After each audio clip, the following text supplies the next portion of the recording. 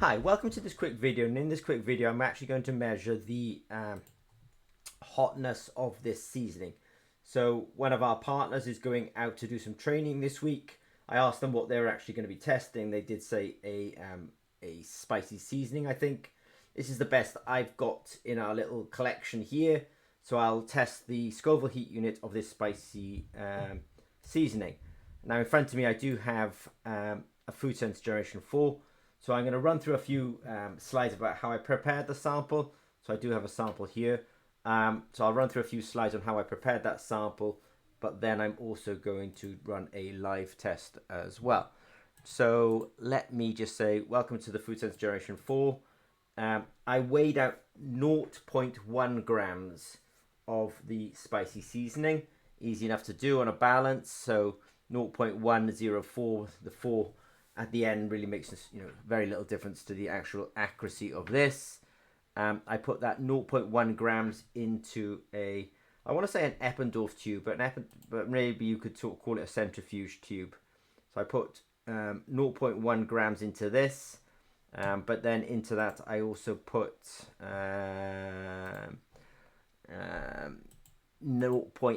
milliliters of the buffer as well. So I have some buffer in front of me here. So this is the buffer that comes with the system, and I put 0.9 milliliters of the buffer in there. So essentially I'm doing a 1 in 10 dilution. What I did then is vortex it. Vortexes are not super expensive, but they are super useful. I've got this vortex in front of me now. It vibrates very quickly and it's very good at mixing.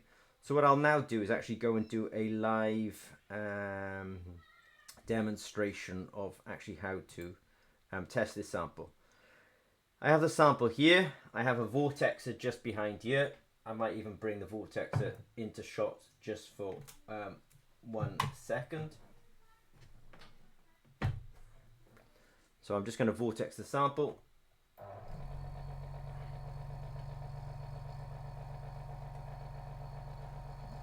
20, 19, 18, 17, 16, 15, 14, 13, 12, 11, 10, 9, 8, 7, 6, 5, 4, 3, 2, 1. So you'll never be able to shake it quite as much as a vortexer can actually do the job. What I'll do then is I'll put in a sensor into here, which I have done. Now what I'm going to do is I'm just going to give this a name. I'm going to call it Seasoning 3. So I can find it up on the cloud. And you see under cluster name, I've written demo. This is really going to help me find this data later on. So I can identify this because I'll have sample ID and I've called it seasoning 3. The cluster name is demo, and then I'll be able to find this later on. Now this device at this point is actually in Bluetooth connection with the hardware here. And I will hit, just thinking aloud slightly, I hit continue. I get a choice about the dilution. The dilution was actually 1 in 10, so I'll choose 1 in 10. And then I think I'm ready to start measurement, which I will do, but I've immediately seen I've actually got a problem. I've forgotten to put the sample onto the sensor, so it's gone a completely flat line. I'll actually let that complete. It's completely ridiculous. It's gone flatlined, and I can see that I had a problem because in fact I didn't put the sample on. So it shows you that this is being recorded live. So what I'll do now is let's let that, I say process, but it's got nothing to actually process. But I'll let it complete anyway. What I'm actually doing now is taking 50 microliters up in here. Now that's quite a good mistake actually, because what it said is upload complete, too low, dilute less. Basically what it's saying is, I can't detect the capsaicin. You've obviously over diluted this. Well, in fact, what I didn't do is put a sample on altogether. Now I will put a sample on, but I may just go done, just so I can find this data later on. I'll just change that number to 4, which I've done. This time round, I will put a sample on there. So let me put the sample on. I will go continue, I will choose the 1 in 10. I'll start measurement. And this time you'll notice something very different. It didn't just flatline like it did last time now. Now it's kind of starting to, this is grabbing the raw data. It'll do the same kind of thing, if I can say that. Well, I can't say that. It'll upload the data to the cloud, and then we'll be able to actually find the data in the cloud. So it's come back. It's given me a result. 1,770 Scoville heat units. 1,170 Scoville heat units. Great, we've got that. Now what I want to do is just share my screen with you. So I call that cluster demo. If you've got a new account, you will not have as much going on in your account as I have, but there's my demo cluster. Now I find my instrument. You've only probably got one instrument, so it's not something you really have to worry about. And then what I'll do is I'll just do a quick refresh here, and I can see my seasoning for data here. Now this is the real beautiful thing. Now make sure that if you're a new Food Sense Generation 4 user, that you've made sure that you've got a premium Julia account. This is very useful because here I can then see, if you've watched any of our videos, you will see that we're looking for what we call peak 3, peak 2 and peak 1. These kind of identify that this is capsaicin. So that is useful to me. It tells me what the Scoville heat unit rating was, and I can see how it's analyzed the data here. This is definitely a mild product. If I go to, I was going to say, let me wonder, here we are, I'll go down to something like here. Wrong one, in fact, I've hit the wrong one.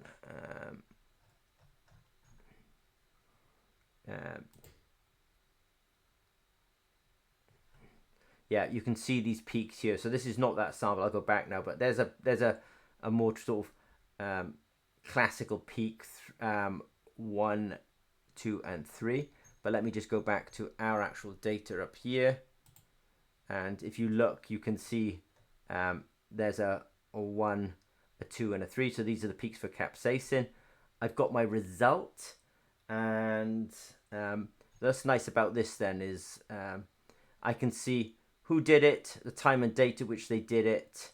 I can even, and I can see the raw signal. So this is very useful because if somebody later on then wants, I can also export this as a PDF as well, by the way.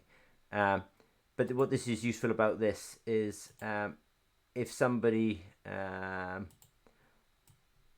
needs to prove later on that they actually did this work in some way, then you can also export it also as a PDF as well. Just want to show you another quick feature as well whilst I'm doing this. Let's say, just out of interest, this was that one where I actually forgot to put the sample onto the sensor. You can see it's completely flatlined. It's gone all kind of crazy basically. So that's if something like that was shown to me, then I would just say no, that's essentially no sample on sensor. But I just want to show you a feature here, which is if I want to compare some historical data, for example, I can select the ones that I want to compare, and then I can compare selected ones, and then it'll actually plot those, so I can actually see how samples have changed over time. So what I will do is just kind of say, I'll do a quick little summary. So I've prepared the sample, 0.1 grams of what I consider quite a mild seasoning. I mean, sometimes people try to argue whether things are hot or mild, etc. I mean, the nice thing about this kind of sample, let's say, is it's not like chemical samples. I can take a sample like this.